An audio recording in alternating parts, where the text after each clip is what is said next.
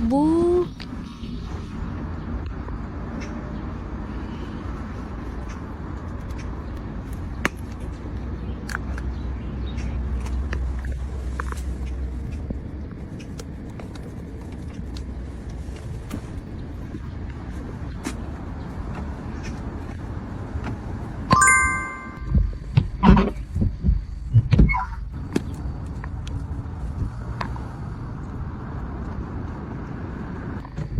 Oh.